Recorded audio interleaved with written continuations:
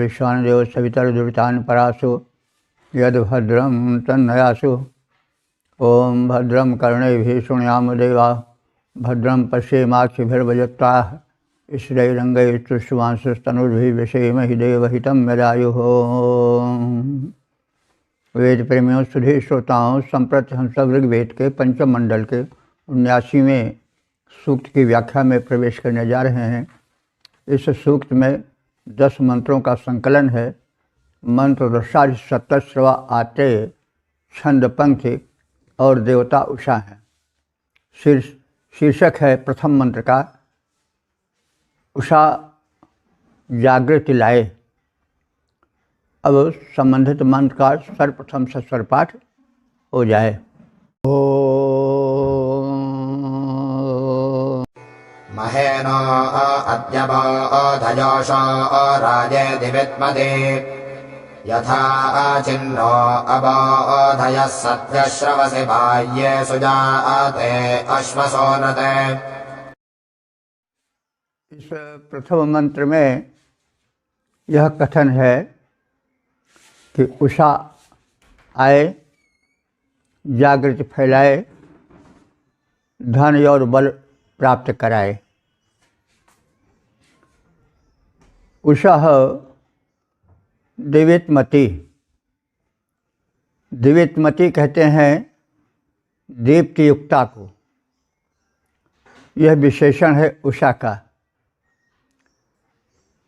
उषा, हे उषा देवी, तुम दिवितमती हो अर्थात दीप्त युक्ता हो। उषा काल को हम समझते हैं जब ब्राह्म बेला होती है, झुलफुला समय रहता है, जन जागृति हो जाती है, पशु पक्षी सभी क्रियारत हो जाते हैं, तो वही उषा काल है। उषा काल का बड़ा महत्व है। उषा काल में जगने वाले को स्वास्थ्य धन मिलता है, कार्यकुशलता प्राप्त होती है, नवीन चेतना प्राप्त होती है। तो उषा काल में यज्ञ काल प्रारंभ हो जाता है। यज्ञ कर्म में ज्ञानी लोग निरत हो जाते हैं। तो उषा एक चेतना की देवी है। उसे स्वर्ग कन्यका बताया गया है और बड़ा ही सौंदर्य बोधक और रम्य चित्रण, काव्य में चित्रण उषा सूक्तों में उषा का हुआ है।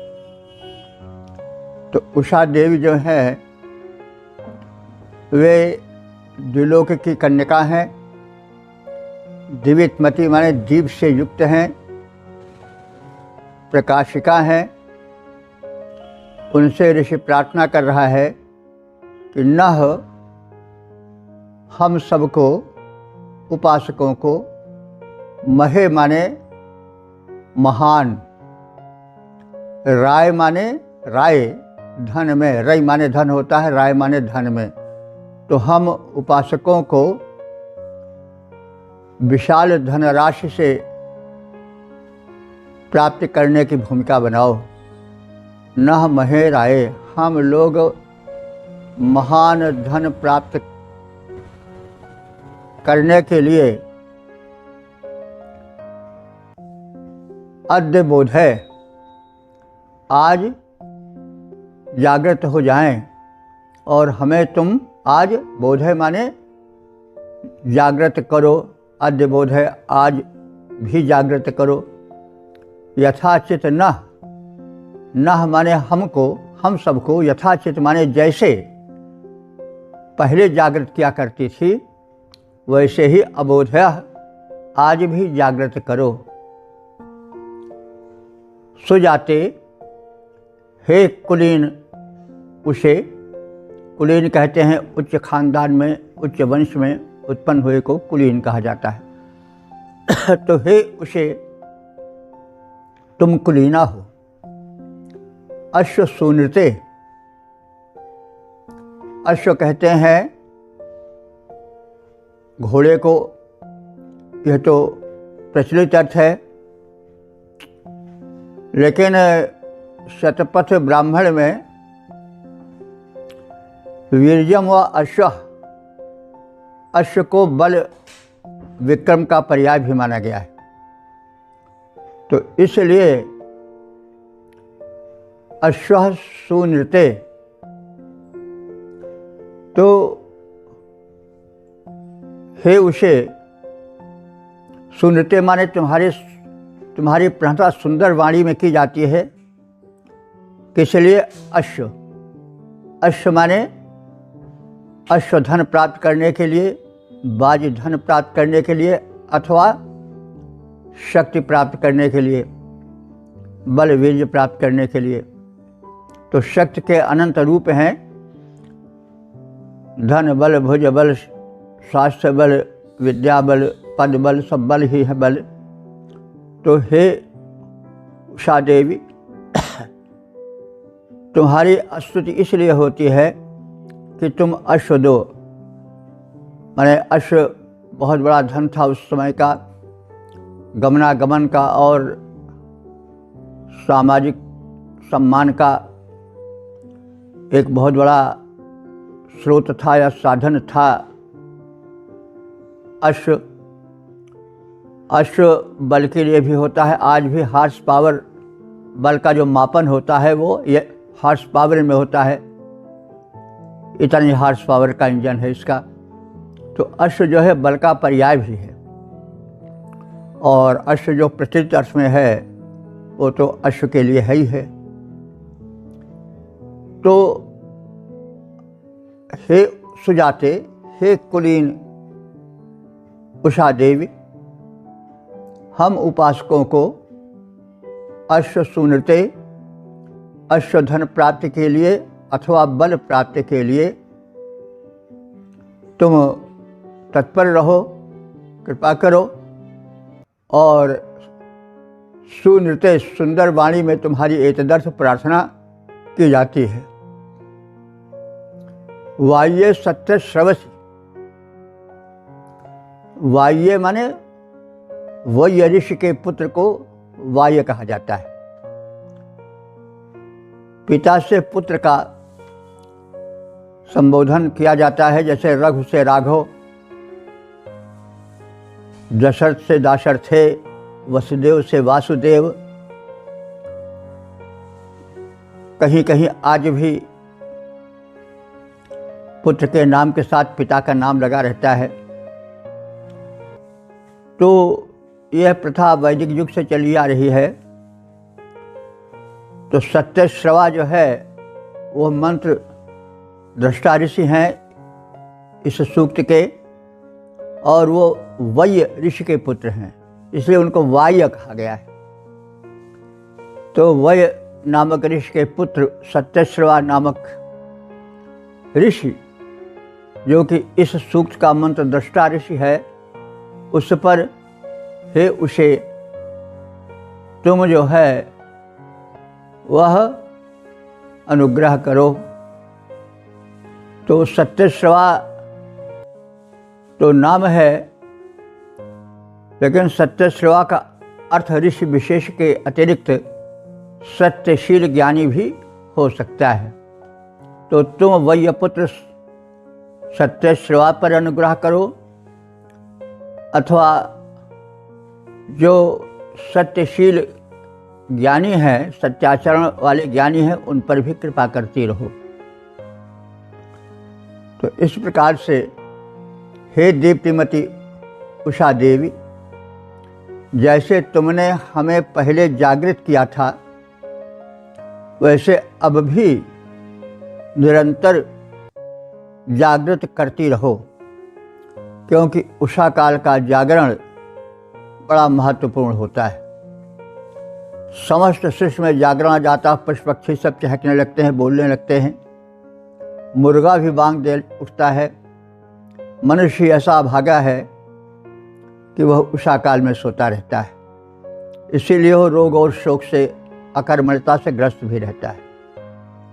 तो उषा काल के महत्व को समझ करके ऋषि ने उषा को बड़ा महत्व दिया है और एक देवी के रूप में उसकी कल्पना की है और एक कुलीन माने ऊंचे खानदान में उत्पन्न होने वाली सुकन्या के रूप में, जागरण फैलाने वाली दिव्य देवी के रूप में मान्यता दी है। तो हे दीप्तिमती उषा देवी, जैसे तुमने हमें पहले जागृत किया था वैसे ही आज भी प्रचुर धन प्राप्ति के लिए, उद्योग के लिए, सत्कर्म में निरत होने के लिए प्रबुद्ध करो, जागृत करो।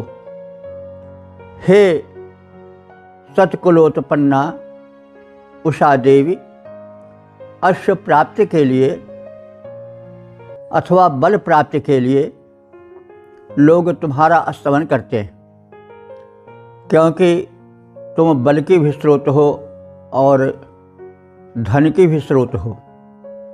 जो इसका तात्पर्य यह हुआ कि जो उषा काल में उठ जाते हैं वे उद्यम करना प्रारंभ करते हैं और उषा काल का वातावरण इतना बलशाली होता है, इतना सशक्त होता है, इतना गुणयुक्त होता है कि लोग स्वास्थ्य धन प्राप्त करते हैं, बल प्राप्त करते हैं। इसीलिए तमाम लोग मॉर्निंग वॉक में सवेरे सूर्योदय के पहले ही निकल जाते हैं। तो अब ये तो आज लोग मॉर्निंग वॉक कहते हैं, लेकिन हमारे यहाँ तो वैदिक युग से ही उषा काल में जगना, यज्ञ कर्म में लग जाना। यज्ञ कर्म को अगर हम विस्तार अर्थ में लें तो जितने शुभ कर्म हैं वो सब यज्ञ हैं, यानी शुभ हम यज्ञ कर्म करें तो अच्छा है, आहुति डालें तो अच्छा है, नहीं तो किसी सत्कर्म में अवश्य लग जाएं जिससे हमारा कल्याण हो, विकास हो, बल का, वैभव का, धन का, बुद्धि का, विद्या का। यह उषा काल स्रोत है।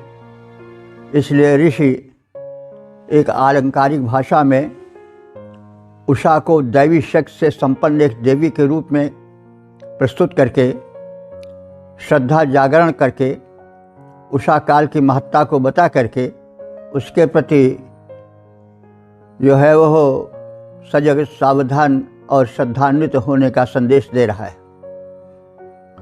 तो हे दीप्तिमती उषा देवी, जैसे तुमने हमें पहले जागृत किया था वैसे आज भी प्रचुर धन प्राप्ति के लिए जागृत करो। तुम जन जागरण लाने वाली हो। हे सुजन्मा, हे उत्तम कुलोत्पन्ना उषा देवी, अश्व प्राप्ति के लिए, बल प्राप्ति के लिए हम सब तुम्हारा स्तवन करते हैं, स्तुति करते हैं। तुम मुझ वय पुत्र सत्यश्रवा ऋषि के ऊपर परम अनुग्रह करो, अथवा जो सत्यशील ज्ञानी हैं उनके ऊपर तुम्हारी विशेष अनुकंपा रहे। तो दीप्तिमती हे उषा, जगाया मुझे पूर्व में जैसे, दीप्तिमती हे उषा, जगाया मुझे पूर्व में जैसे, विपुल विभव के हेतु आज भी मुझे जगाओ वैसे। अश्व प्राप्ति के हेतु तुम्हारी स्तुति होती आई, सत्यश्रव को मिले तुम्हारी कृपा दृष्टि सुखदायी। ओम वेद प्रेमियों, सुधी श्रोताओं, संप्रति हम सब ऋग्वेद के पंचम मंडल के 79वें सूक्त के दूसरे मंत्र की व्याख्या में प्रवेश करने जा रहे हैं। मंत्र दर्शादि सत्यश्रवाते, छंद पंक्ति और देवता उषा है। शीर्षक है प्रकाशिका उषा द्वारा अंधकार मिटाने की प्रार्थना। अब संबंधित मंत्र का सर्वप्रथम सस्वर पाठ हो जाए। यासुनीथेशो चद्रथेभ्योच्छादहितर्दिवः साभ्योच्छसहि एजसि सत्यश्रवसि बाह्ये सुजाते अश्वसोनृते। इस दूसरे मंत्र में पथ प्रदर्शिका, प्रकाशिका उषा से धन बल वैभव हेतु प्रार्थना की गई है।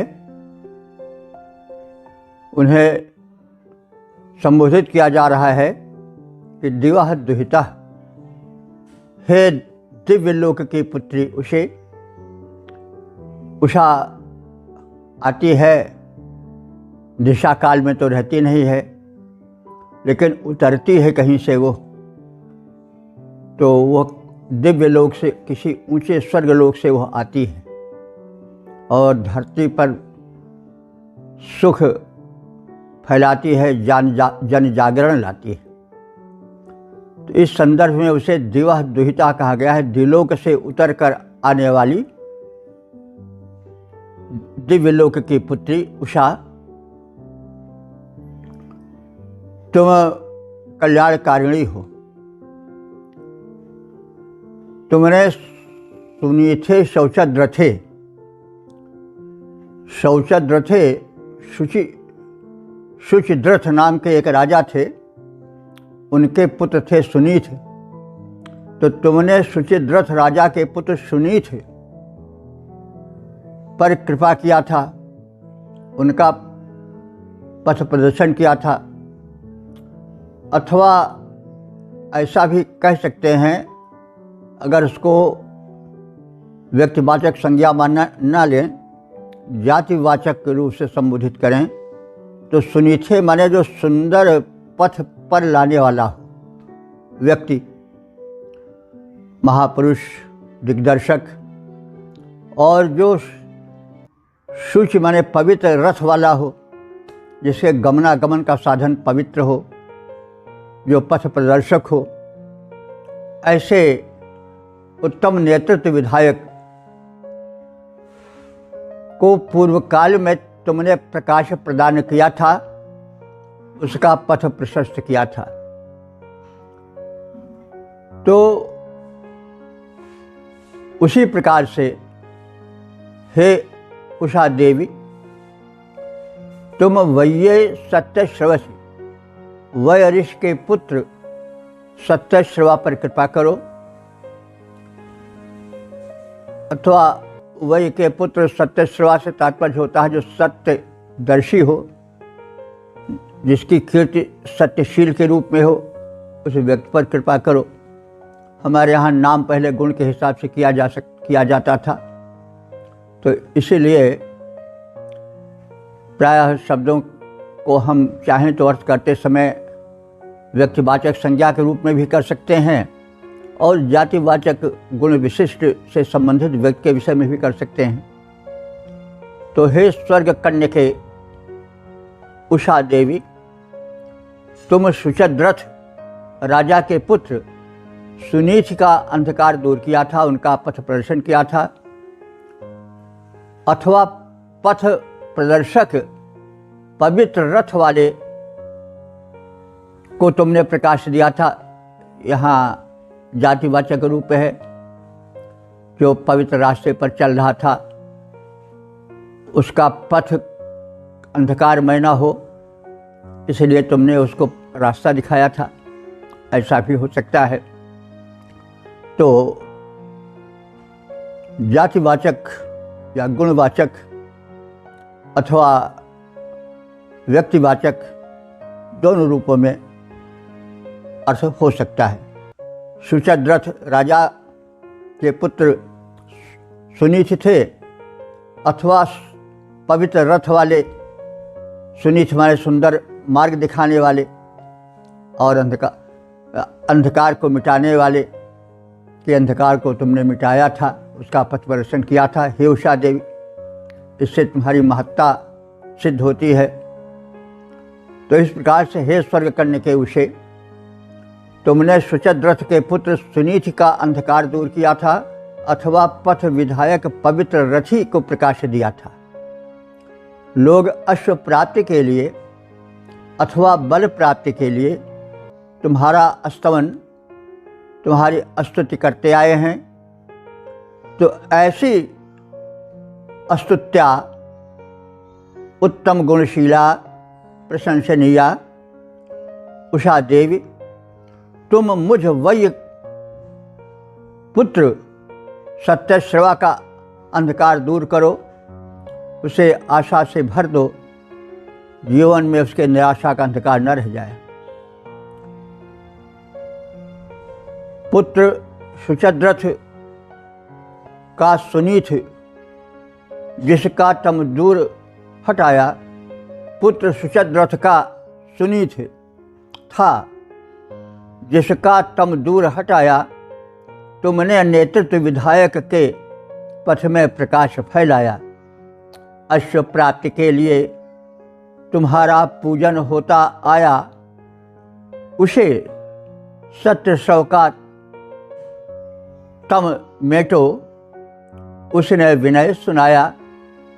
तो फिर हम एक बार निवेदन कर देना चाहते हैं कि आप इन नामों को व्यक्तिवाचक संज्ञा से भी ले सकते हैं और सामान्य गुणवाचक अथवा जातिवाचक संज्ञा के रूप में भी ले सकते हैं।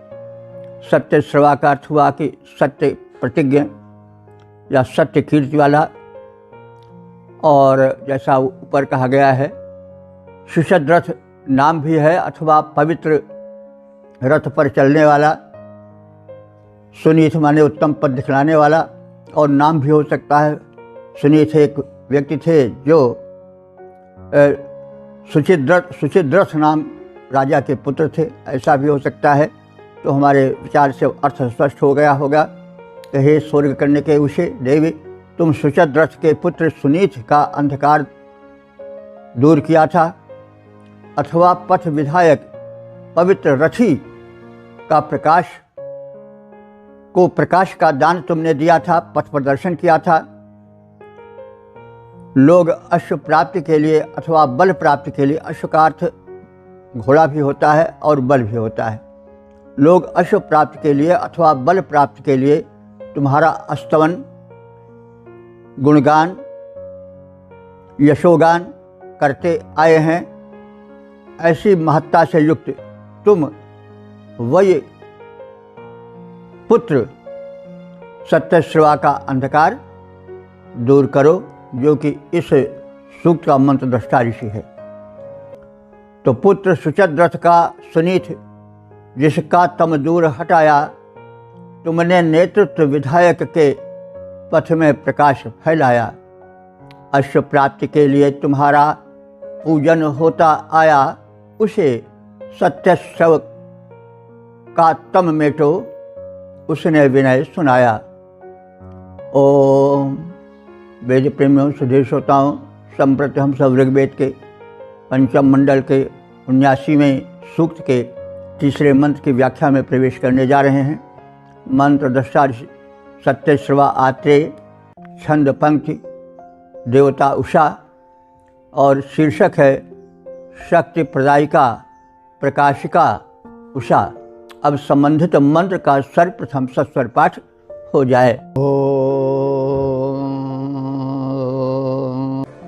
सानो अद्या भरद्व सर्व्योच्छादुहितर्दिवः यो व्योच्छस्सहि एजसि सत्यश्रवसि भाग्ये सुजाते अश्वसो नृते। इस तीसरे मंत्र में प्रकाश प्रदायिका उषा से प्रकाश प्रदान करने की प्रार्थना है। प्रकाश न हो तो जीवन अंधकारमय हो जाता है। प्रकाश का तात्पर्य उजाला ही नहीं, वरन जीवन में आशा भरा जीवन भी लिया जाता है। अंधकार निराशा का प्रतीक है, दुख का प्रतीक है। निराशा में डूबा हुआ व्यक्ति अपने ही में नहीं संभल पाता है, फिर वो लोक के लिए, समाज के लिए क्या कर पावेगा। इसलिए जीवन में प्रकाश की परम आवश्यकता है। प्रकाश का अर्थ हुआ ज्ञान, ऐश्वर्य, पवित्रता, सद्गुण, उच्च विचार आदि। ये सब प्रकाश ही के अंग हैं। तो उषा प्रकाशिका देवी है। निशा के घनघोर घटाटोप से वो झांकती हुई आती है, प्रकाश फैलाती है। उसका आगमन स्वर्ग से होता है और स्वर्ग की कन्या रूप में उषा देवी को ऋषि ने संबोधित किया है। तो प्रकाश प्रदायिका उषा का इसमें गुणगान है। देवः दुहिता, दुहिता कहते हैं पुत्री को,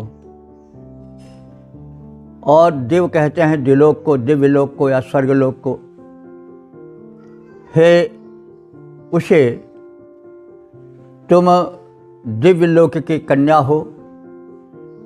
दिव्यलोक से, स्वर्गलोक से मर्त्यलोक में उतर कर आती हो। आप भरत वसु, वसु कहते हैं धन धान्य को। आप भरत माने भर दो, हमें तुम आकर धन धान्य से भर दो। सा अद्य विच्छ, ऐसी तुम जो कि स्वर्ग से आकर के मर्त्यलोक में धन धान्य भर देती हो, कर्म में मनुष्यों को, प्राणियों को लगा देती हो, ऐसी तुम अद्य नः, आज हम सबको विच्छ माने प्रकाशित करो। हम सबके हित में आज तुम प्रकाश फैलाओ, आशा को बिखेरो, निराशा को दूर भगाओ। प्रतीक रूप में सब होते हैं। अंधकार निराशा का प्रतीक है, प्रकाश आशा का प्रतीक है, उषा जागरण का प्रतीक है। वो देवी तुल्य आती है, अपने कल कोमल चरण को धरातल पर रखती हुई प्रकाश को बांटती चलती है। ऐसे दिव्य उषा से प्रार्थना है कि वह हम सब आराधकों को जो प्रातः काल या उषा काल में उठ करके उसकी प्रतीक्षा करते हैं, कर्म में संलग्न हो जाते हैं, उनके हेतु वह प्रकाश बनकर आवे और अंधकार को दूर करे।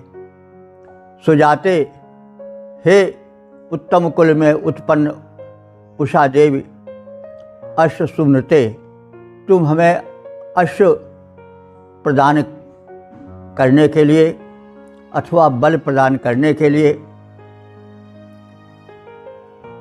प्रशंसित तुम सह्यासी वायु सत्य श्रवसी। सह्यसी माने सत्य बल वाले, वाय्य माने वय ऋषि के पुत्र, सत्य श्रवस, सत्य श्रवा ऋषि के हेतु, व्यवच्छा माने प्रकाशित हो और प्रकाशित होकर उस पर अनुग्रह करो। हे स्वर्ग कन्या के उसे धन लाकर देने वाली, तुम आज स्वर्गलोक से आकर के हमारे जीवन के अंधकार को दूर करो, निराशा को भगाओ, आशा का प्रकाश फैलाओ। हे सुजाते, हे श्रेष्ठ कुलोत्पन्ने, उसे तुम अश्व प्रदान करने वाली हो अथवा बल प्रदान करने वाली हो, और तदर्थ प्रसिद्ध तुम इस वय ऋषि के पुत्र सत्यश्रवा के लिए प्रकाशित हो जाओ, उसका हित साधन हो सके। तो जैसा हम पूर्व मंत्र बता चुके हैं कि सत्यश्रवा एक ऋषि का नाम है जो इस सूक्त के मंत्र दृष्टा है, लेकिन सत्यश्रवा माने जो सत्य प्रतिज्ञ हो, सत्य का आचरणशील हो, वह व्यक्ति भी हो सकता है। तो इस प्रकार से स्वर्ग कन्या के उसे विभव को लाकर देने वाली, स्वर्ग कन्या के उसे विभव को लाकर देने वाली, अंधकार को दूर करो, हे तम हर लेने वाली, तुम प्रसिद्ध हो बल देने में, करो दीनतानाश, वय पुत्र सत्यश्रव ऋषि के पथ में भरो प्रकाश। तो इस प्रकार से निराशा दूर करने वाली, अंधकार को मिटाने वाली, प्रकाश फैलाने वाली, आशा से जीवन भर देने वाली उषा का दिव्य गुणगान ऋषि ने किया।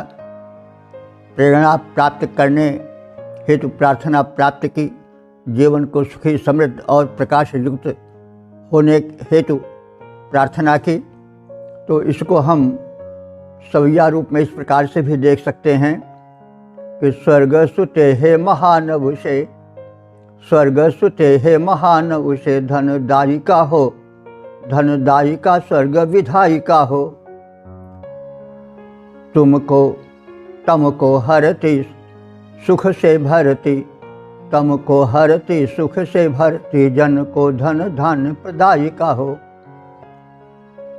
सुख सुख बलदायिका हो, बल दो हमको, बलदायिका हो, बल दो हमको। तुम प्रातः काल की नायिका हो। अब लोक में मंगल भूरी भरो, अब लोक में मंगल भूरी भरो, आलोक की दिव्य विधायिका हो। स्वर्ग सुते हे महान उषे, धनदायिका स्वर्ग विधायिका हो। ओम वेद प्रेमियों सुधी श्रोताओं, संप्रति हम सब ऋग्वेद के पंचम मंडल के 79वें सूक्त के चौथे मंत्र की व्याख्या में प्रवेश करने जा रहे हैं।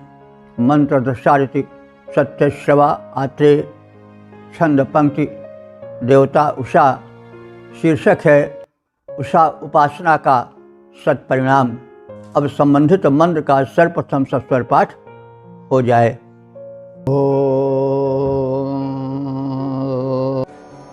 अभिजयत्वा विभावरिस्तोमयैर्गृह्णन्ति बन्धजः, मघैर्मघोनि शुश्रिजोदामन्वन्तः सुरातयः सुजाते अश्वसोनृते। इस चौथे मंत्र में उषा की उपासना के फल का कथन है।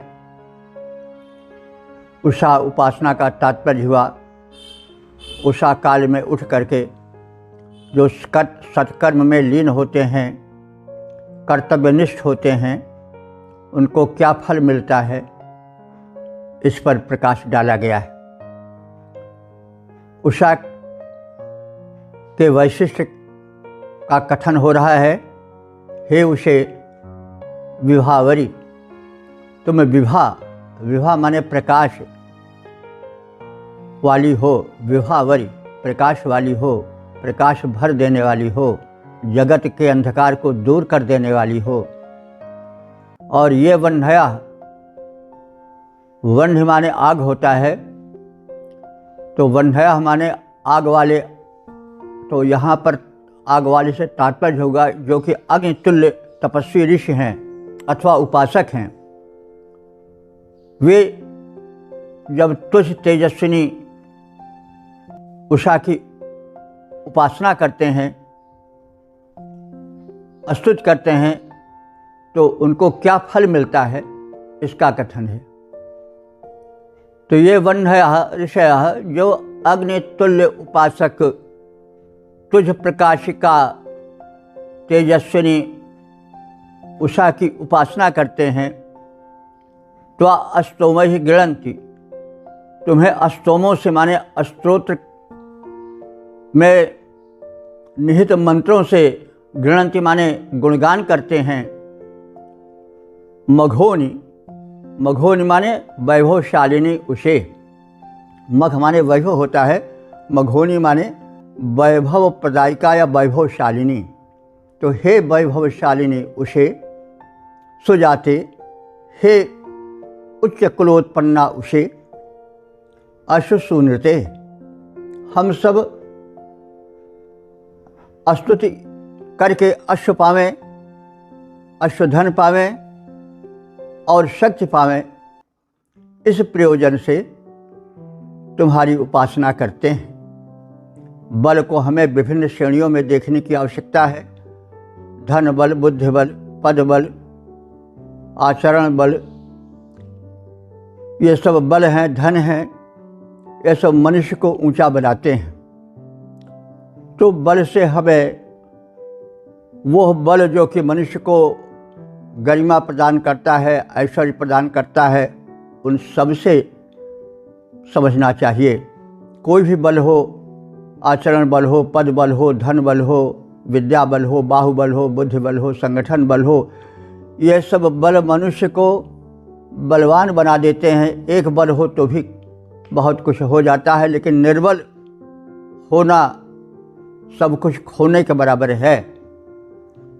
तो हे प्रकाश के उसे जो उत्तम स्तोत्रों से तुम्हारा स्तमन करते हैं, तुम्हारी प्रार्थना करते हैं, वे समृद्धि को प्राप्त होते हैं, परम संपन्न बन जाते हैं। हे वैभवशालिनी, हे कुलीन उसे लोग अशुभ धन प्राप्ति के लिए अथवा धन वैभव प्राप्ति के लिए अथवा भिन्न भिन्न प्रकार के बलों के प्राप्ति के लिए तुम्हारी उपासना करते हैं। सीधा अर्थ है कि जो उषा काल में उठ करके सविनय परम शक्ति की प्रार्थना करते हैं, कर्म में लीन हो जाते हैं, उन्हें धन वैभव पद मान सब कुछ मिलता है। तो हे प्रकाश के उसे श्रेष्ठतम स्तोत्रों के द्वारा हम समृद्धि के हेतु स्तवन करते सदा तुम्हारा। जो उपासना करते हुए घोड़े बल तुमसे पाते, स्तुति करके तेरी वे वैभवशाली बन जाते। सवैया छंद में भी देख लिया जाए, बन जाते समृद्ध हैं शीघ्र ही वे, जन गाते हैं जो गुण गान तुम्हारा, महिमा को तुम्हारी बढ़ाते सदा, अतिशय मधुमय स्तोत्रों के द्वारा। हे कुलीन उषे, हे सुजाते उषे, जान रहा महिमा जग सारा, बलदारी का हो बल दो हमको, बलदारी का हो बल दो हमको, प्रकाश के फैलाओ शक्ति हमारा। ओम वेद प्रेमियों, सुधीर श्रोताओं, संप्रति हम सब ऋग्वेद के पंचम मंडल के 79वें सूक्त के 5वें मंत्र की व्याख्या में प्रवेश करने जा रहे हैं। मंत्र दर्शा ऋषि हैं सत्यस्रवा त्रे, छंद पंक्ति देवता उषा, शीर्षक है उषा के उपासक समृद्ध हो जाते हैं। अब संबंधित मंत्र का सर्वप्रथम सस्वर पाठ हो जाए। यच्चिद्धिते गणा इमे छदयन्ति मधत्तये, परिचिद्भष्टजोदधर्तदतो नाथो अक्रजं सुजाते अश्वसोनते। इस 5वें मंत्र में उषोपासना के सत्परिणाम का कथन है। तो उषोपासना से तात्पर्य हुआ कि उषा काल की महत्ता का कथन और उसके साथ ही उषा काल में कर्म में संलग्न हो जाने के सत्परिणाम का कथन है। तो उषा काल में कर्मलीन हो जाना, कर्मठ बन जाना, यही उषा की उपासना है। और उस उषा को देवी मानकर या उसमें देवत्व स्थापित करके जब हम कार्य करते हैं तो कार्य में अधिक शक्ति आ जाती है। समर्पण होना चाहिए और प्रत्येक क्षण का, प्रत्येक काल का कोई न कोई सक्रिय देवता होता है। तो उस सक्रिय देवता के ध्यान से हम में सात्विकता और आत्मबल की वृद्धि होती है। इसलिए देवत्व का अनुभवन प्रत्येक कर्म में आवश्यक होता है। देवत्व के अनुभवन से हम अपने को असहाय नहीं पाते हैं, हम में आत्मबोध होता है, आत्मविश्वास जगता है कि हमारे साथ कोई है। तो इस प्रकार से उषा काल में उठना, उषा को एक देवी मानना, उनके प्रति विनम्र होना और समर्पण भाव से कार्य करना, ये सफलता के सोपान हैं। और इसी भावना को जगाने के लिए ऋषि ने यह मंत्र कहा है, सुजाते अश्वसूनृते। सुजाते माने कुलीन और अश्वसूनृते माने अश्वों के लिए तुम प्रकाशित होने वाली, अर्थात तुम कुलीन हो और मनुष्य को अश्वधन अथवा बल आदि प्रदान करने के लिए उसी प्रयोजन से तुम स्वर्गलोक से मर्त्य लोक में उतर कर आती हो। यत चित्त ही इमे गणाः, यत चित्त माने जो कोई भी, गणाः माने स्तुति करने वालों के समूह है या स्तुति करता है, वे सब मघत तय ते छादयन्ति। मघ कहते हैं धन को, और मघत तय माने धन प्राप्ति के लिए, ते माने तुम्हें, छदयन्ति माने छंद से विभूषित करते हैं अथवा तुम्हें स्तुति से प्रसन्न करते हैं। तो मघ माने धन ऐश्वर्य और मघत तय माने धन ऐश्वर्य के लिए। तो धन ऐश्वर्य की हमें व्यापक रूप से चिंतना करनी चाहिए। धन केवल द्रव्य ही तक नहीं है, बल्कि उन समस्त संपत्तियों से है जो मनुष्य को सन्मार्ग पर लाती हैं, सुपथ दिखलाती हैं, जीवन को उन्नत बनाती हैं। तो वो सब मघ के अंतर्गत आती हैं, यानी जिससे धन मिले।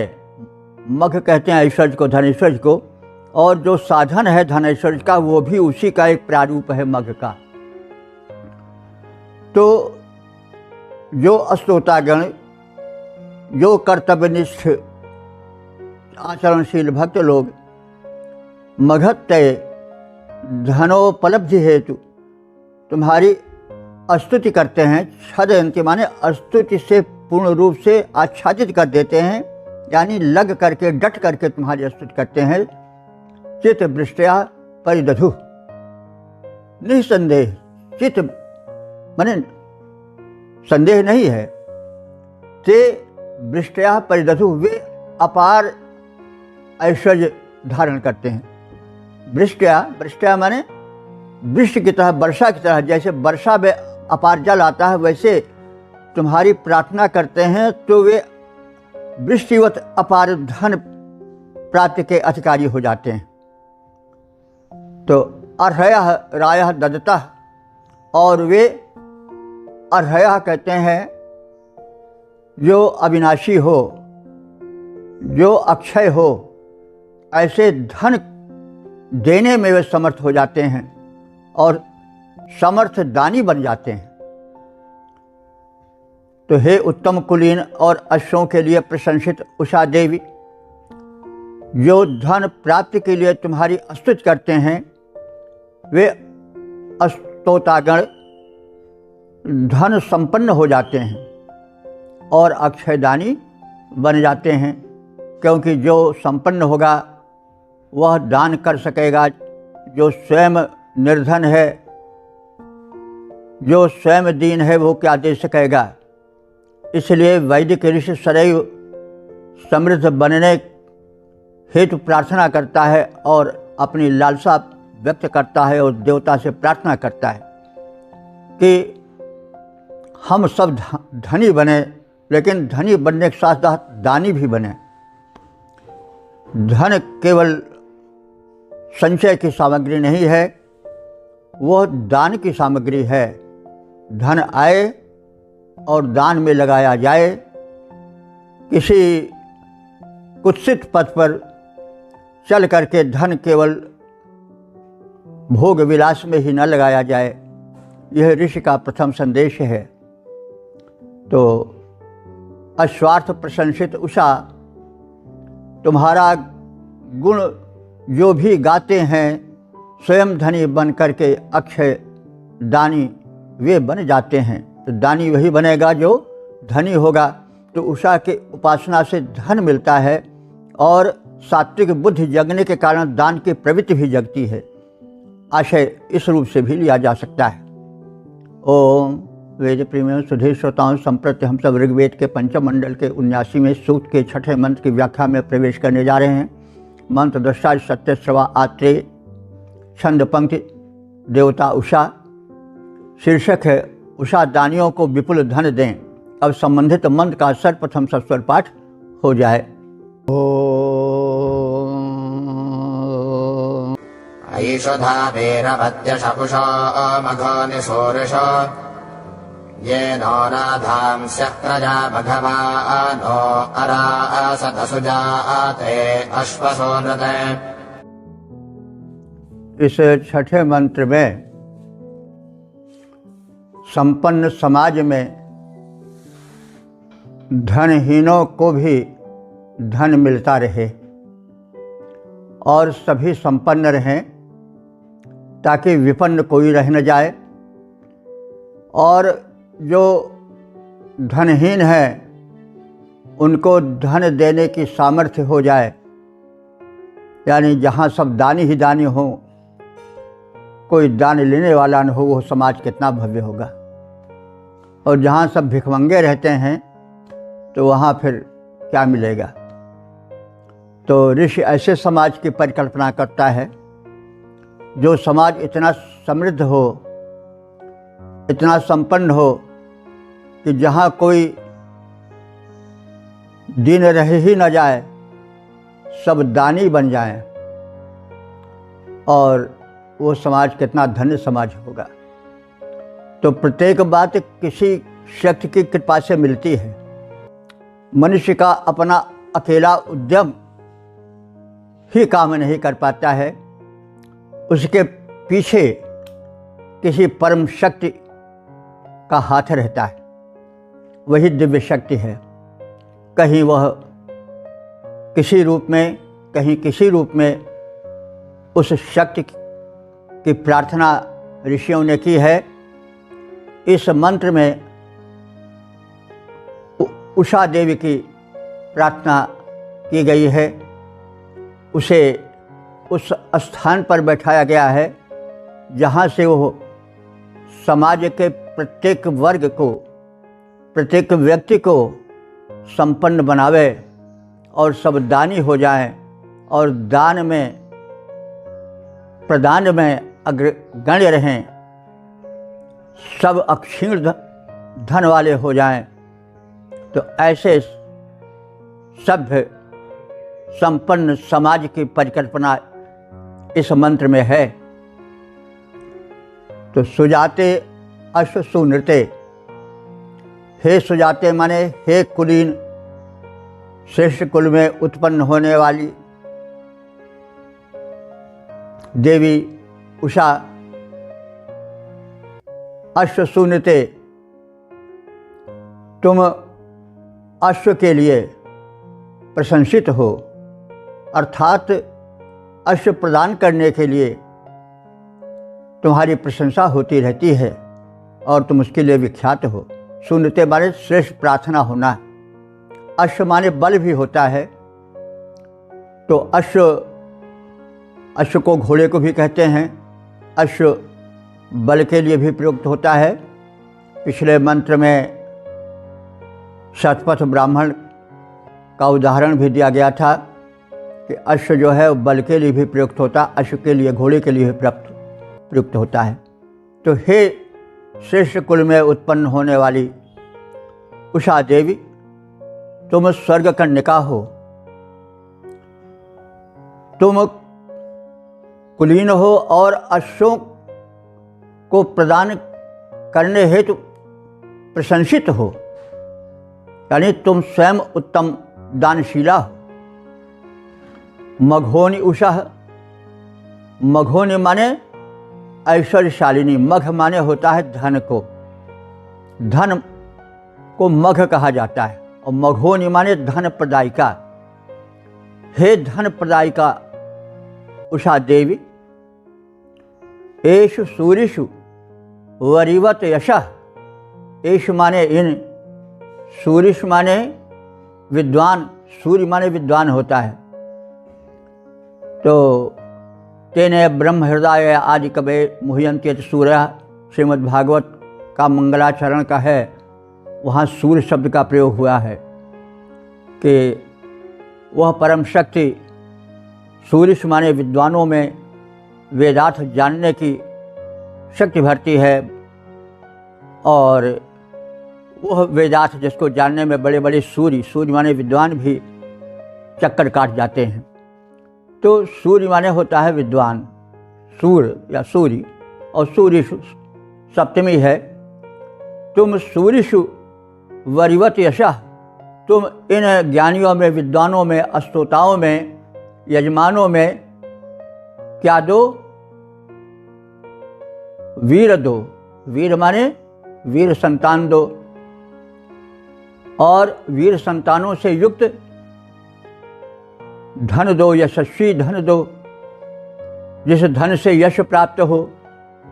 इसीलिए वरिवत यशः, वीर पुत्र दो, यशस्वी पुत्र दो, और धन भी दो तो जो यश फैलाने वाला धन हो।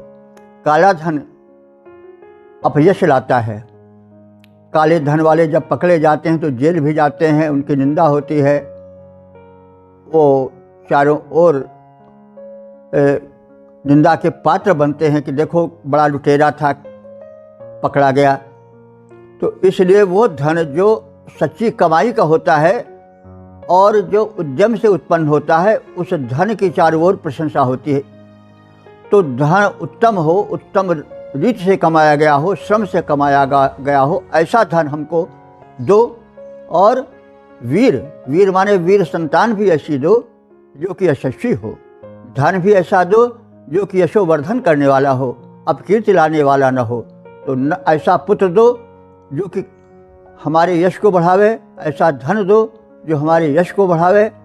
और ऐसे पुत्र और ऐसे धन की हमें आवश्यकता नहीं है जिससे कि हमारी अपकीर्ति हो, हम समाज में निंदित हों, सिर झुकाकर चलने वाले बने, ऐसा मत होने पावे।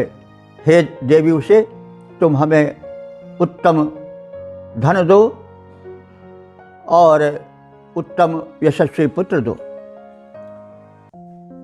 आधा माने प्रदान करो। ये मघवाना,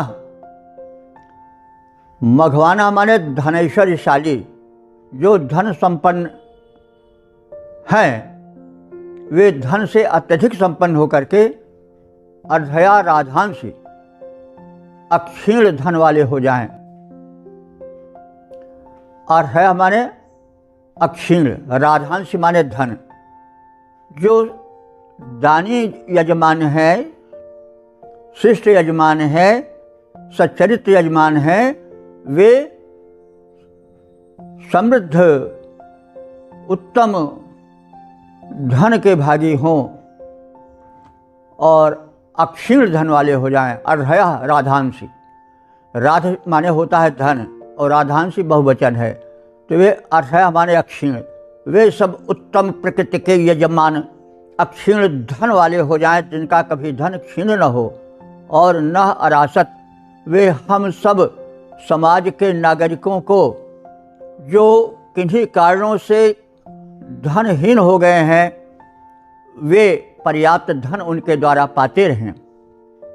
तो इस प्रकार से तुम सद्वृत्ति सदाचरणशीलों को पर्याप्त धन दो ताकि वे धन का दान करते रहें, और जो किन्हीं कारणों से धन के अभाव में जी रहे हैं, वे भी निर्धन न रहने पाएं। जैसे त्यागी हैं, तपस्वी हैं, वे त्याग और तपस्या में लगे हुए हैं, वो धनोद्यम करने का अवसर नहीं पा रहे हैं, वे किसी विद्या के, किसी शोध कार्य के प्राप्ति में लगे हुए हैं, तो वे लोग धनहीन जीवन न बिताने पावें।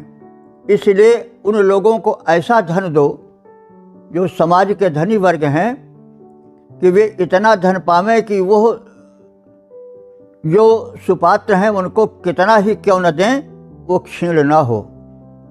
तो हे कुलीन और अश्वों हेतु अर्थात बलों हेतु प्रशंसित होने वाली वैभवशालिनी उषा देवी, इन विद्वान उपासकों को तुम वीर पुत्र दो और उसके साथ ही साथ विपुल धन वैभव प्रदान करो, जिससे वे संपन्न बनकर हम सबको विपुल धन दें, जो कि त्याग तपस्या में लगे रहने के कारण धनार्जन हेतु उतना समय नहीं दे पाते हैं। जो लोग चिंतन में सदैव संलग्न रहते हैं, नए नए अन्वेषण जिनके मस्तिष्क में घूमते रहते हैं, ऐसे लोग भी इन उत्तम धनियों के धन से वंचित न रहें, वे उत्तम कोटि के धनी इतना धन दें कि धन देते जाएं और उनका धन क्षीण न हो। इस प्रकार से एक दिव्य दानशील समाज की परिकल्पना इस मंत्र में की गई है। ऐसा समाज हो जिसमें कि अक्षीण धन वाले धनी हों, लेकिन उन धनियों का धन जो है, जो सुपात्र हैं, उनमें वितरित होता रहे और उनका धन कभी क्षीण न हो। तो एक स्वर्णिम समाज की परिकल्पना इस मंत्र में हुई है। यही समाज आदर्श समाज है, जहाँ की धनियों का जो है वह आधिक्य हो और उनके धन की परंपरा से वे लोग जो कि शोध आदि में, तपस्या में, लोक कल्याण में संलग्न रहने के कारण किन्हीं कारणों से धन जितना चाहिए उतना न प्राप्त कर पा रहे हों, तो वे अभाव से ग्रस्त न होने पावें। अक्षय दान देने वाले अक्षय धनशील व्यक्ति समाज में हे उषा देवी तुम उत्पन्न करो, जिससे एक अत्यंत उच्च कोटि के समाज का संगठन हो सके और राष्ट्र धन्य बन सके। तो उषा देवी इन उपासकों को दो अतुलित अनुदान, जिससे वे संपन्न बने, दें हमें विपुल धन दान। ओम वेद प्रेमियों सुधीर श्रोताओं, संप्रति हम सब ऋग्वेद के पंचम मंडल के 79वें सूक्त के 7वें मंत्र की व्याख्या में प्रवेश करने जा रहे हैं। मंत्र दृष्टा सत्य श्रवा आत्रेय, छंद पंक्ति और देवता उषा हैं। शीर्षक है दानी धन और यश पाएं। अब संबंधित मंत्र का सर्वप्रथम सस्वर पाठ हो जाए। तेभ्यो जुम्नं विरज्यत पुरो मघोन्यावाह एनो राधांस्यस्या नव्या भजन्त दूरजस्तु जाते अश्वादोन्ते। इस 7वें मंत्र में उषा देवी से प्रार्थना की गई है कि वे समाज में जो धनी हैं उनको और धनी बनावें, ताकि वे उन लोगों को जो त्याग तपस्या में अथवा शुभ कार्य में लोकहित में संलग्न रहते हैं, वे अभावग्रस्त न हो पावें। उनको वे धनी मानी अक्षय धन देते रहें, ताकि वे अपने सत्कर्म में, अपने शुभ कर्म में, त्याग में, तपस्या में, अन्वेषण में लगे रहें। तो इस प्रकार से ये ऐसे समाज की परिकल्पना है जिसमें कि धनियों का आधिक्य हो, लेकिन धनी दानी हो, धनी संचयशील न हो, वे अपने ही लिए धन को दबा करके न रखे रहें और समाज में जो किसी क्षेत्र में लोक कल्याण कर रहे हैं, अन्वेषण कर रहे हैं, कवि हैं, लेखक हैं, चिंतक हैं, दार्शनिक हैं, जो कि नए नए अन्वेषण में निरत रहते हैं, वे धन कमाने का उतना अवसर नहीं पाते हैं, तो वे उन धनियों द्वारा इतना धन पावें कि अभाव के दंशन से मुक्त हो करके वे अपने कर्तव्य पथ पर, अपने क्षेत्र में निरंतर बढ़ते जाएं। ऋषि और एक विप्रवृंद ऐसा ही वृंद था। समाज में कोठियाँ होती हैं, कुछ लोग हैं जो कवि होते हैं, लेखक होते हैं, समाज सुधारक होते हैं, दार्शनिक होते हैं, वैज्ञानिक होते हैं, चिंतक होते हैं, कुछ लोग व्यापारी वर्ग के होते हैं। तो ये सब जो वर्ग है वो वर्ग भेद न रहे, और रहे तो परस्पर एक दूसरे का पूरक होकर रहे।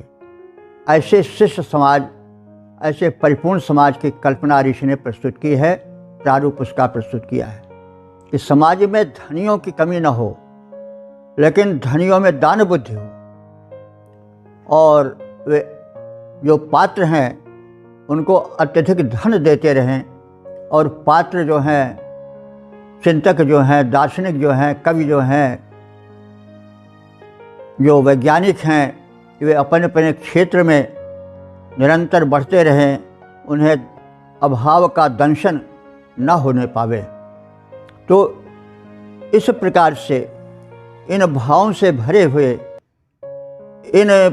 इस प्रारूप में समृद्ध और एक संपूर्ण समाज की परिकल्पना इस मंत्र में प्रस्तुत की गई है। उषा देवी जो है उद्यम की देवी है, उसके आते ही जागरण और कर्म जाल का विस्तार होता है।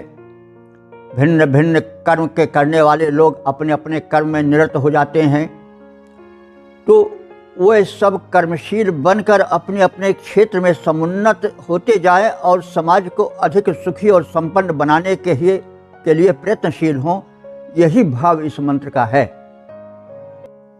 तो उषा देवी जो कि जागरण की देवी हैं, जो कर्म में लगाने वाली देवी हैं, जो आलस्य को भगाने वाली देवी हैं, उनसे प्रार्थना की जा रही है कि हे मघोनी, मघोनी माने धनेश्वर संपन्ना उषा देवी, हे सुजाते, हे श्रेष्ठ कुल में उत्पन्न कुलीना उषा देवी, अश्व सोनते उषा, हे अश्वधन को प्रदान करने वाली, हे विविध बलों को प्रदान करने वाली, उसमें सक्षम देवी उषा,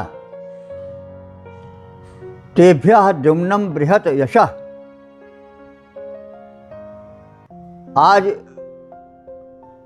उनके लिए जो समाज सेवा में संलग्न हैं, उनके हित के लिए तुम उन लोगों में बृहत धन को बांटो, आवह उन्हें प्रदान करो।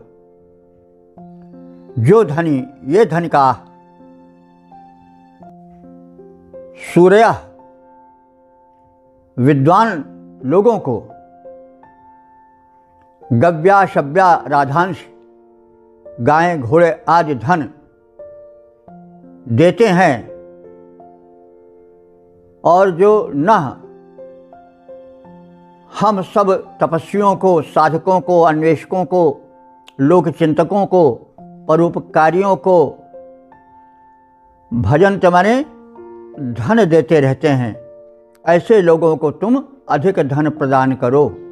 तेभ्यः द्युम्नं बृहत यशः, उन लोगों के लिए, उन धनिकों को तुम और अधिक धन दो और अधिक यशस्वी बनाओ, और उन्हें ऐसा व्यापक धन प्रदान करो कि वे उन लोगों को पर्याप्त धन प्रदान करते रहें। ये सूर्य माने जो विद्वान हैं, जो विद्या बुद्धि धन शोध कार्य में संलग्न रहते हैं, जो विद्या बुद्धि का प्रचार करते हैं, ऐसे लोग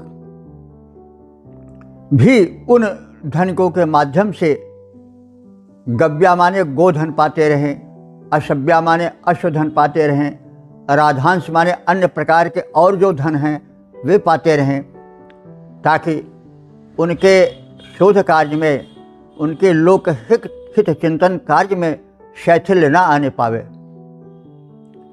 और वे लोग न भजंत हम जैसे तपस्वियों को, ऋषियों को, जो निरंतर सामाजिक लोक हित के चिंतन में संलग्न रहते हैं, परोपकार में सदैव व्यस्त रहते हैं, जो भौतिक धन समृद्धि के प्राप्ति का अवसर कम पाते हैं, वे अभाव से ग्रस्त होकर के अपने अन्वेषण के कार्य को, अपने लोकहित के कार्य को शिथिल न कर पावें।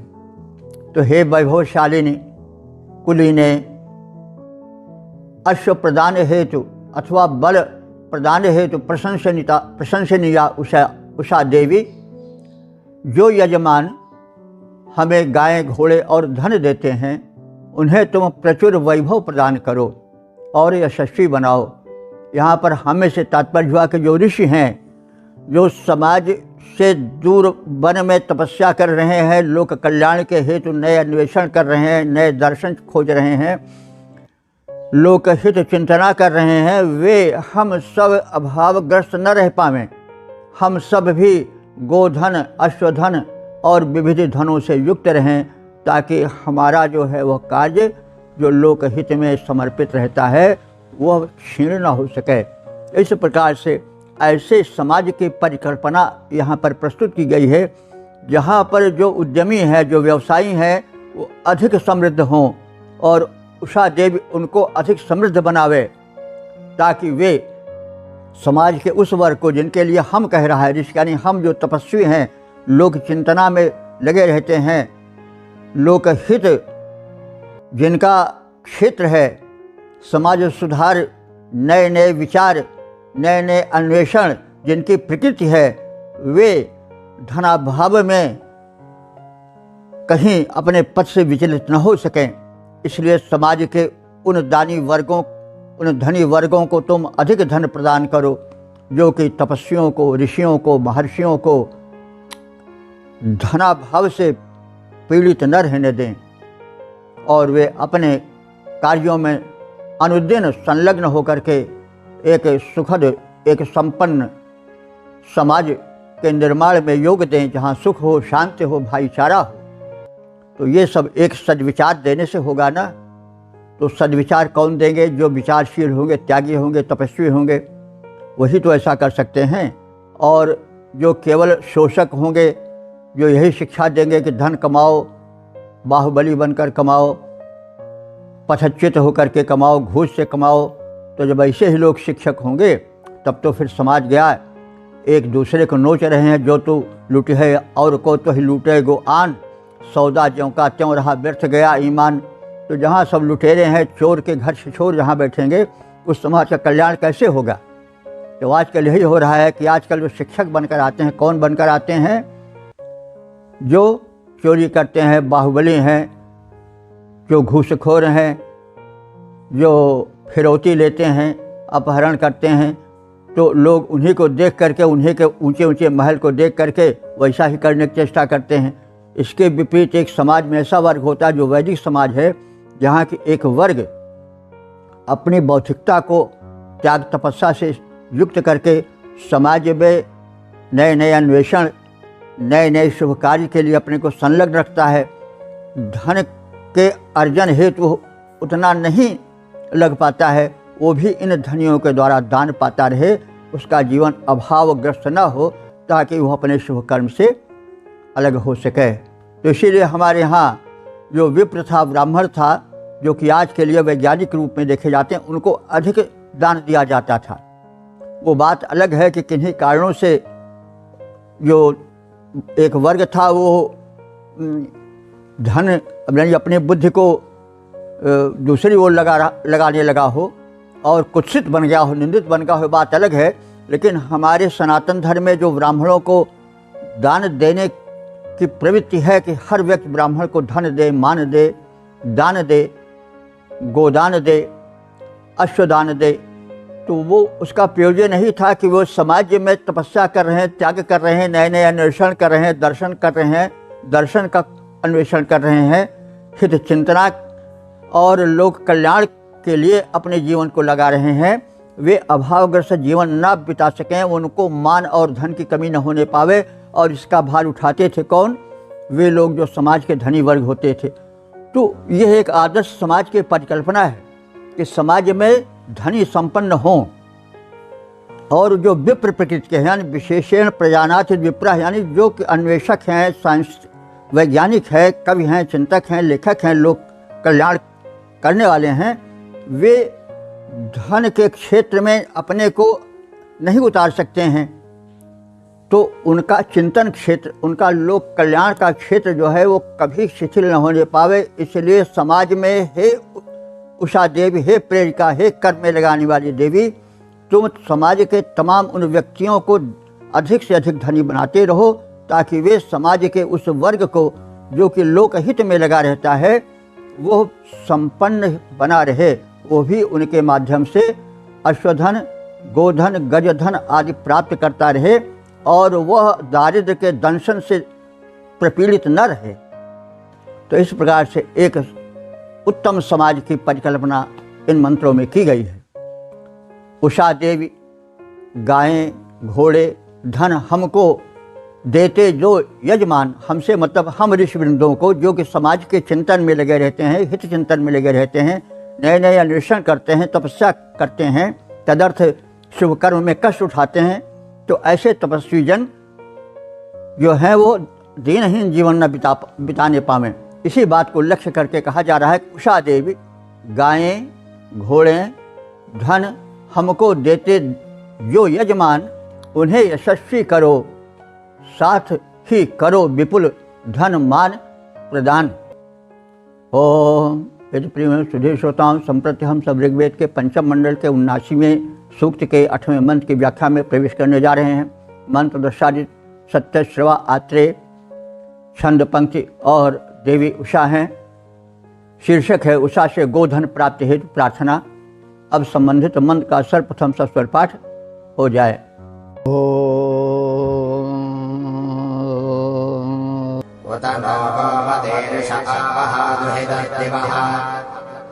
साकं सूर्यस्य रश्मिभिः शुक्रैः शोणभ्यरर्चिभिः सजाते अश्वसोमते। इस 8वें मंत्र में उषा से धन वैभव और प्रकाश की प्रार्थना। प्रकाश का अर्थ हुआ कि सामान्य प्रकाश जिसमें हम आँख खोलकर सब देख सकते हैं, और ज्ञान का प्रकाश, ये सब आ जाएंगे। उसी प्रकार से धन वैभव में भिन्न भिन्न प्रकार के जो वैभव हैं वे सब आ जाते हैं। तो सुजाते अश्व सुनृते, हे सुजाते माने उत्तम कुलोत्पन्ने, अश्व सुनृते माने अश्वदान के लिए प्रशंसित, देवी उषे दिवह दुहिता, हे स्वर्ग कन्या के उषे, नह गोमती ईशः आवह, हमारे हेत गायों से युक्त, ईशः माने अन्न और धन को लाओ, उत माने और, सूर्यस्य शुक्रैः शोचद भी अर्च भी, सूर्यस्य सूर्य के, शुक्रैः माने तेजस्वी, शोचद भी माने पवित्र, अर्च भी माने किरणों से युक्त होकर तुम इधर हमारे यज्ञशाला की ओर आओ। तो हे कुलीन, हे कुलीने, हे अश्वदान के लिए प्रशंसित स्वर्ग कन्या के उसे, तुम हम सब आराधकों को गोधन दो, अन्न धन दो, और सूर्य के तेजस्वी पवित्र प्रदीप्त किरणों के साथ इधर हमारी ओर आओ, ताकि हमारे जीवन के अंधकार दूर हों, हमारा कर्मपथ प्रशस्त हो, और हम सब आगे उन्नति की ओर, प्रगति की ओर अपने चरण निरंतर बढ़ाते चलें। तो उसे स्वर्ग कन्या के, गाय, धन, अन्न हमें दे जाओ, रवि की शुचि प्रदीप्त तेजस्वी किरणें लेकर आओ। तो इस प्रकार से प्रकाशिका देवी की यहाँ पर प्रार्थना है। जीवन में प्रकाश लाने हेतु, वैभव और उद्यम लाने हेतु प्रार्थना है। ओम। वेद प्रेमियों, सुधीर श्रोताओं, संप्रति हम सब ऋग्वेद के पंचम मंडल के 79वें सूक्त के 9वें मंत्र की व्याख्या में प्रवेश करने जा रहे हैं। मंत्र दृष्टा ऋषि सत्यश्रवा आत्रेय, छंद पंक्ति देवता उषा, और शीर्षक है यज्ञ में आमंत्रण। अब संबंधित मंत्र का सर्वप्रथम सस्वर पाठ हो जाए। व्योच्छादुहितर्दिभो मा चिरन्तनुथा अपाः नेत्वा आस्तेन यथा रिपुन्दपातिसूरो अर्चिषा सुजाते अश्वसोनृते। इस 9वें मंत्र में उषा देवी आए, हमारे यज्ञ में शीघ्र आएँ, ताकि हमारा कर्म यज्ञ पूर्ण हो, और सूर्य के आने से उनका जाना न हो सके, इसलिए प्रार्थना है। क्योंकि जब सूर्य की किरणें तप्त हो जाती हैं तो उषा चली जाती हैं, तो उषा काल में किया हुआ कर्म जो है वह पूर्ण सफल हो, उषा देवी की सूक्ष्म शक्ति का लाभ याज्ञिकों को, कर्मशीलों को मिले। इस हेतु प्रार्थना है कि उषा देवी हमारे शुभ कर्म में शीघ्र आगमन करें और हमारे कर्म को धन्य करें। सूर्य आकर के अपनी तीक्ष्ण किरणों से उन्हें हटा न सकें, इस हेतु एक भावपूर्ण निवेदन है कि दिवः दुहितः, हे स्वर्गलोक की कन्यका उषा देवी, वृक्षा माने तुम अपने प्रभा को प्रसारित कर दो। अपह चिरम मातनुथा, हमारे यज्ञ में आने में देरी मत करो। सुजाते, हे श्रेष्ठ कुल में उत्पन्न अश्वसूनृते, घोड़ों को देने में प्रशंसित उषा, तो अश्व शक्ति का भी पर्याय है, बल का भी पर्याय है और अश्व का भी पर्याय है। तो हे कुलीन और अश्व तथा बल प्रदान करने वाली देवी उषा, यथा रिपुम अस्तेनम तपाति, जैसे समाज के शत्रु रिपु, चोर को अस्तेन कहते हैं, चोर को, यथा रिपुम अस्तेनम तपति, जैसे समाज के शत्रु चोर को राजा तपाति माने दंड देकर के ताप देता है,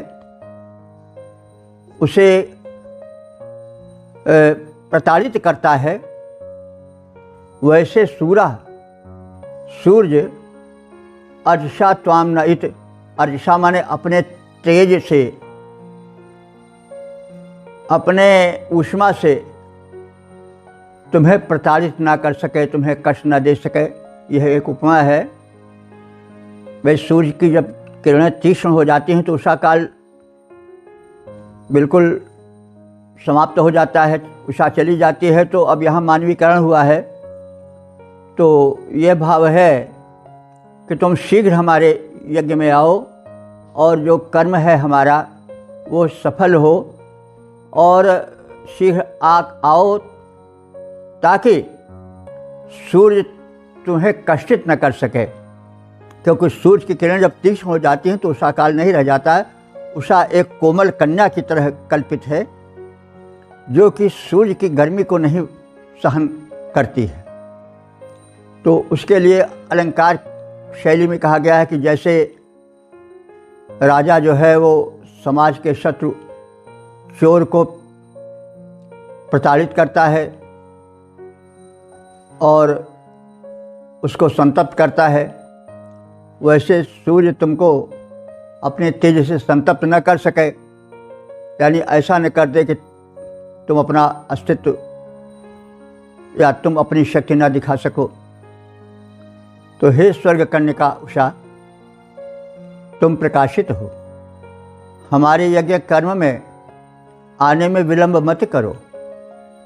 राजा अपराधियों को और शत्रुओं को प्रताड़ित कर जैसे क्षीण और तेजहीन कर देता है, वैसे हे उषा तुम्हें वह सूर्य क्षीण न कर सके। स्वर्ग कन्यका उषा सुजाता निज प्रकाश फैलाओ, स्वर्ग कन्यका उषा सुजाता निज प्रकाश फैलाओ।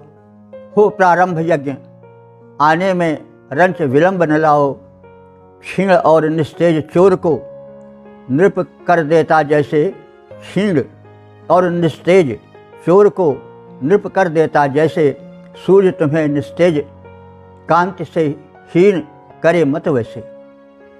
सवैया में इसको हम इस प्रकार से देख लें, सवैया छंद में, हम यज्ञ कराते हैं पुण्य बढ़ाते हैं, तुम यज्ञ कराने को आवो उषा, बिछावो प्रकाश न देर लगाओ, सुयज्ञ के कर्म करावो उषा, रवि तेज मिटा न तुम्हारा सके, मुस्क्यान के दीप जलावो उषा, स्वर्ण स्वर्ग सुता हे सुजाता शुभे, अब रंज विलंब न लावो उषा। ओम वेद प्रेमियों, सुधीर श्रोताओं, संप्रति हम सब ऋग्वेद के पंचम मंडल के 79वें सूक्त के 10वें मंत्र के व्याख्या में प्रवेश करने जा रहे हैं।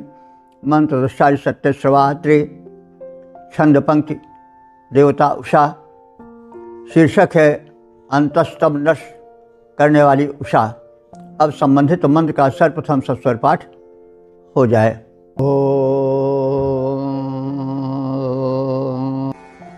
एतावत्वेदुषस्त्वं भोजो बाधातुमर्हसि, या स्तोत्रभ्यो विभावर्युच्छन्ते न प्रमीयसे सुजाते अश्वसो नृते।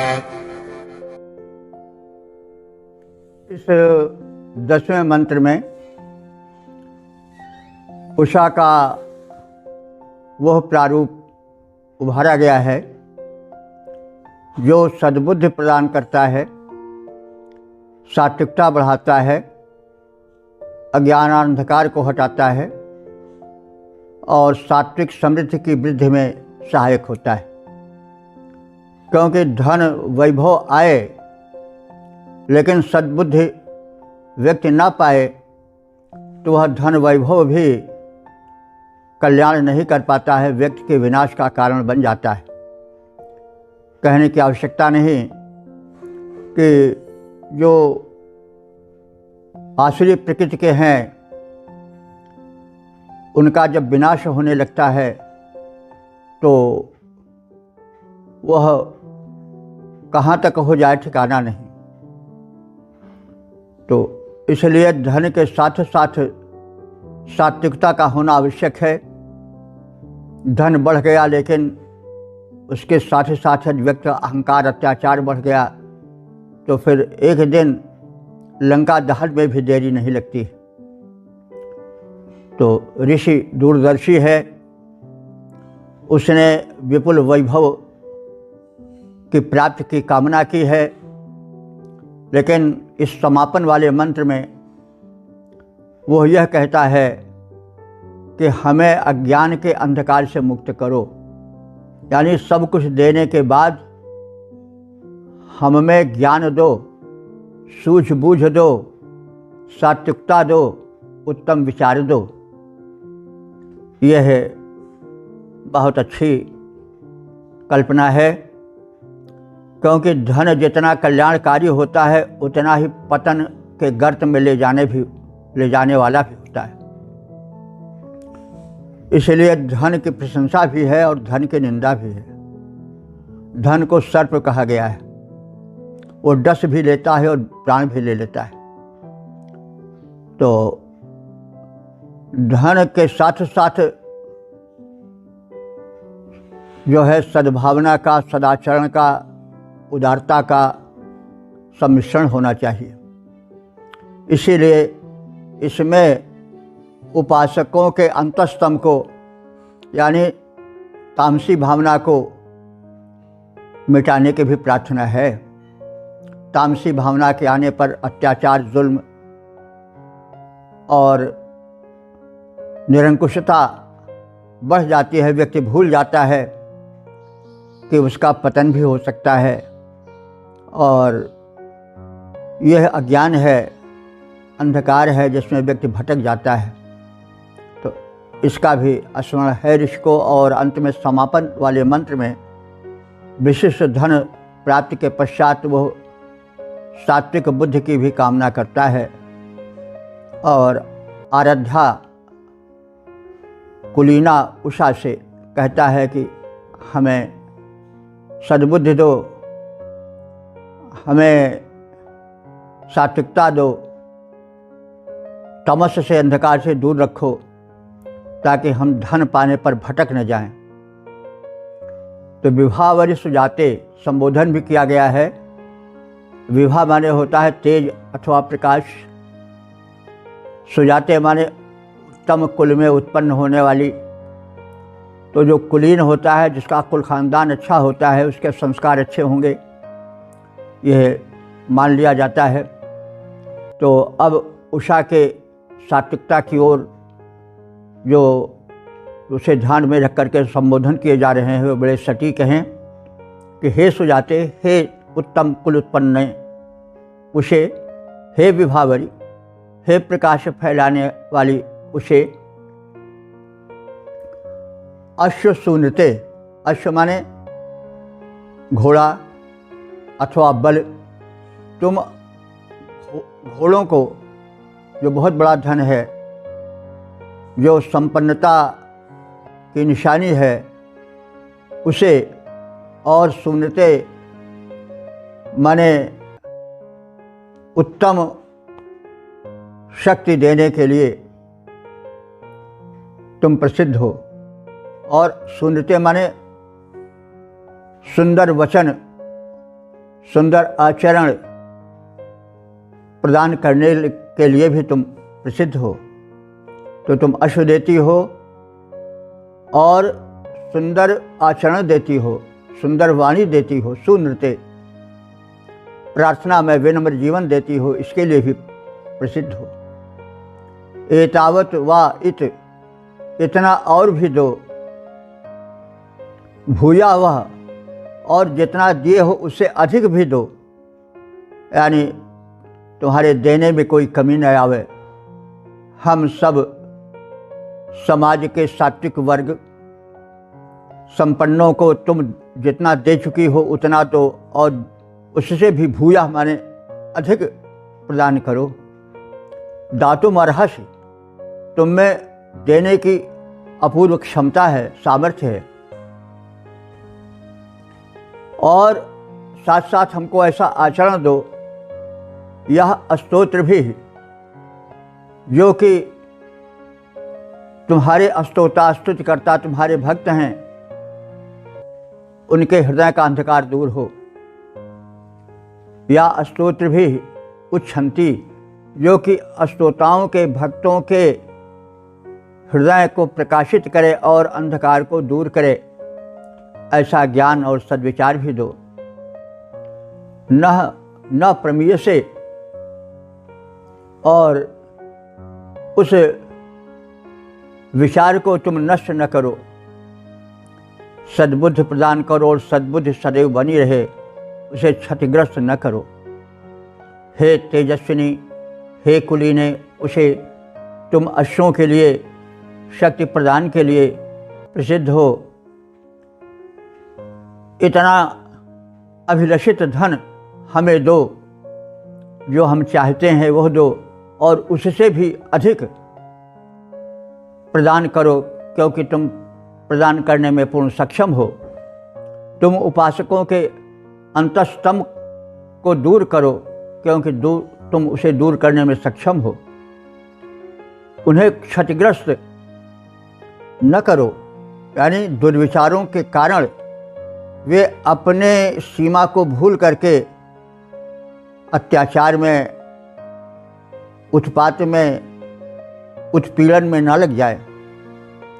यह बहुत बड़ी कमी होती है कि जब व्यक्ति धन पद पा जाता है, बल पा जाता है, तो उसके पास वो अपनी हस्ती हैसियत भूल जाता है, और फिर वह दूसरों को सताने में, दूसरों को मारने पीटने और उनके खून कत्ल में लग जाता है।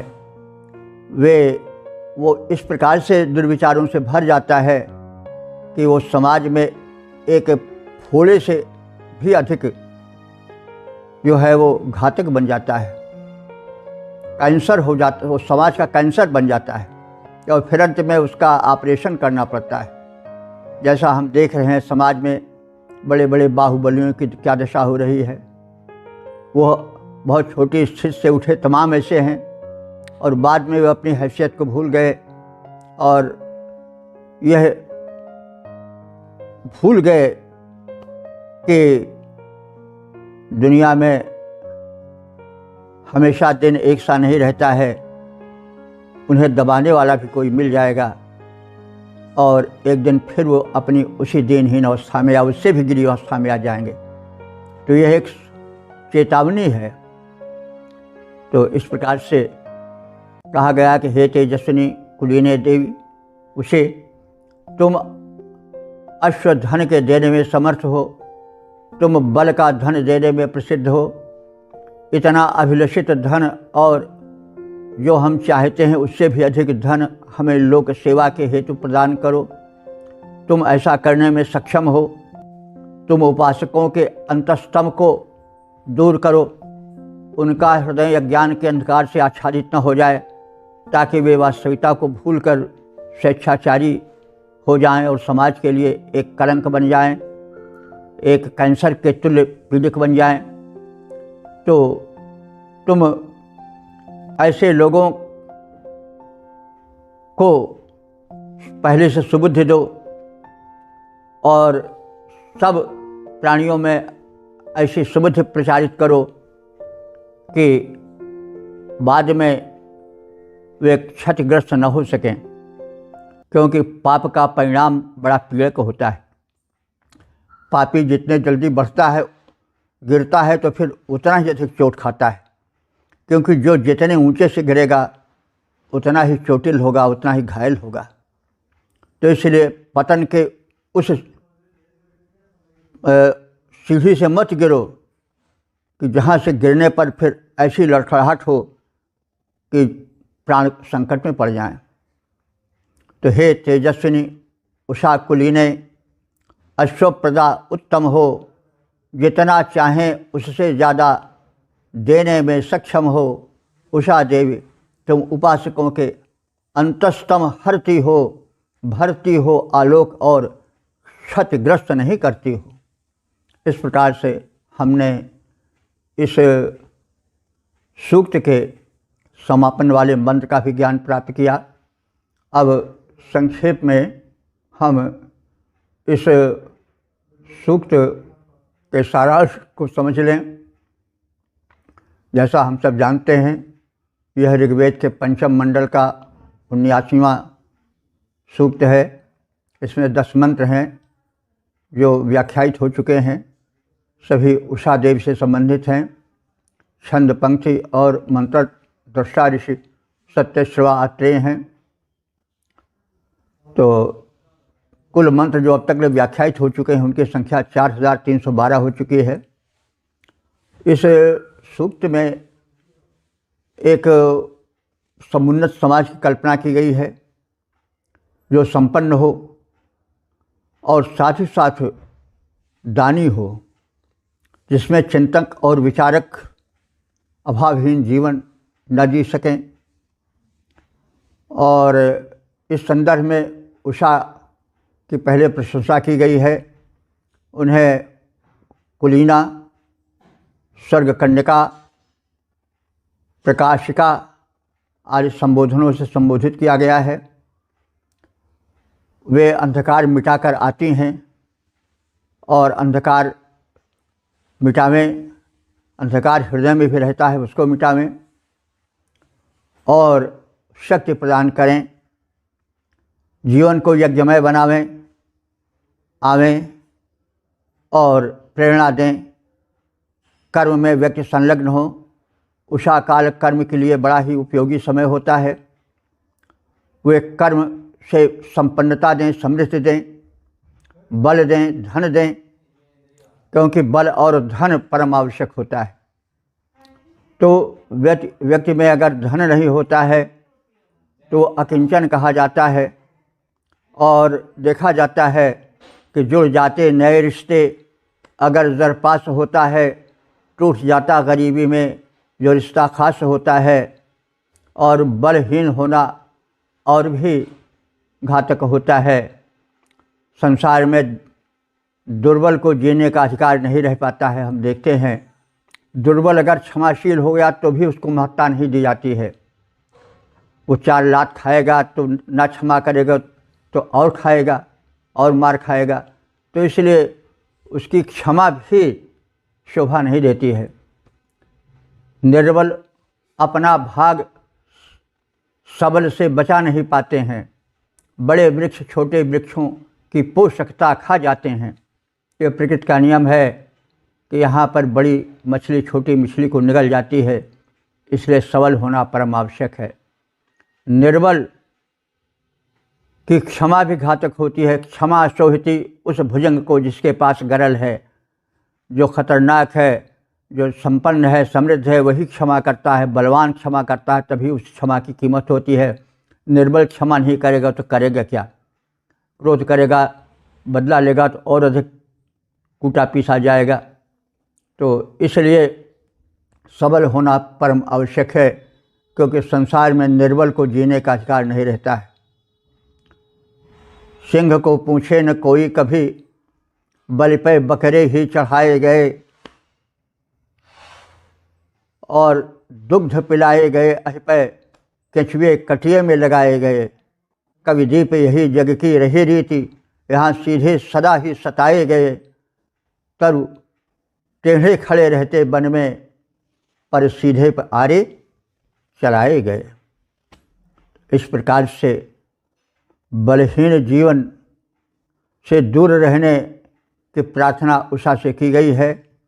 उषा हम सबको उद्यमी बनावें, धनी बनावें, संपन्न बनावें, और संपन्नों को और अधिक संपन्न बनावें, ताकि वे लोग जो समाज के हित चिंतन में, लोक चिंतन में, समाज सेवा में,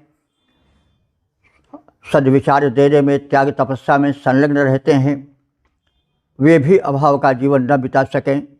कवि, वैज्ञानिक, लेखक, दार्शनिक यहाँ जो है वो निरीह जीवन न बिताने पावें, और उनके लिए धनियों का धन सदैव खुला रहे, उनका खजाना खुला रहे। और इसीलिए कामना की गई है कि समाज में धनियों का भी आधिक्य हो, और धनियों में सद्विचार हो, सद्बुद्धि हो, ताकि वे उन निर्धनों को जो धन प्राप्ति के पात्र हैं, उन्हें धन वे देते रहें। इसलिए उनको उषा देवी अत्यधिक धन प्रदान करने की क्षमता से युक्त करें। अंत में यह भी कहा गया है कि सब कुछ देने के पश्चात, हे उषा देवी, तुम हम सबको सद्बुद्धि प्रदान करो, हमारे हृदय के अंधकार को, अज्ञान को दूर करो, ताकि हम समृद्ध होकर पतन की ओर न जा सकें। क्योंकि धन जितना ही अच्छा होता है, उतना बुरा भी होता है।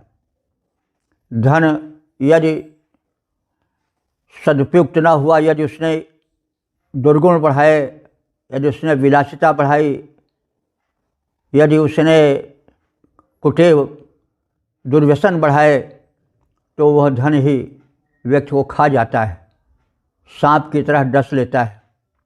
तो धन वो है जो धन्य कर दे। तो धन्य तब वो हो पाता है जब सात्विकता से युक्त हो। इसलिए मंत्र के समापन वाले भाग में जो ऋषि है, उसने कामना की है कि हमारे अंतस्तम को उषा देवी हरण करें, ताकि उसमें सद्विचार, सद्भावना और सात्विकता का संचार हो। तो इस प्रकार से हम देखते हैं कि इस सूक्त में एक ऐसे समृद्ध समाज की कल्पना की गई है, जहाँ धन यानी गोधन, गजधन, बाजधन और धन, भांति भांति के धनों का आधिक्य हो। साथ ही साथ ऐसे विचार का भी प्रचार हो कि जिसमें धनी व्यक्ति धन को अपना ही मानकर उसको दबाए न बैठे रहें, उसके द्वारा परिपीड़न न करें, उसके द्वारा वे लोक कल्याण करें, और जितना पाएँ उतना ही दान देते जाएं कुलीनों को, सुपात्रों को। तो ऐसा समाज जो कि संपन्न हो, दानी हो, समृद्ध हो, वही सुख और शांति की वर्षा कर सकता है। वही समाज, वही देश, वही राष्ट्र प्रगति कर सकता है, जहाँ पर इस सूक्त में दिखाए गए विचारणा से परिपूर्ण लोग हों। धनी धन पाते रहें और उसी मात्रा में धन को का सदुपयोग करते रहें, समाज सेवा में लगाते रहें, और यही समाज की आदर्श परिकल्पना है जो इस सूत्र में प्रस्तुत की गई है। तो आशा है कि हम लोग इस ऋषि संदेश को सुनेंगे, समझेंगे, प्रचार करेंगे, प्रसार करेंगे और संसार में जो पीड़ा है, ताप है, जो विषमता है, उसको दूर करेंगे। आज देखा जाता है कि जो बल पा जाते हैं, धन पा जाते हैं, शक्ति पा जाते हैं, वे अपनी हैसियत को भूल जाते हैं और उसको परपीड़न में लगाते हैं, उसको संचय में लगाते हैं और कुसंचय में लगाते हैं, चोरी में लगाते हैं, डाकेजनी में लगाते हैं, अशांति में लगाते हैं, समाज में उत्पीड़न में लगाते हैं। परिणाम होता है कि एक दिन वो भी नष्ट हो जाते हैं और फिर उनका अस्तित्व खतरे में पड़ जाता है, उनका जीवन संकट में पड़ जाता है, ऐसा हम देखते हैं। तो इस प्रकार से अंत में यह कामना की गई है कि सब कुछ मिलने के बाद सद्बुद्धि होनी चाहिए और इस प्रकार से एक आदर्श समाज की परिकल्पना इस सूक्त में है और आग्रह है कि आप वेद मंत्र को पढ़ें, उसका प्रचार प्रसार करें, समझें, समझाएं। अब हम अपनी वाणी को विराम देते हैं। ओम सर्वे भवन्तु सुखिनः, सर्वे सन्तु निरामयाः, सर्वे भद्राणि पश्यन्तु, मा कश्चित् दुःख भाग् भवेत्।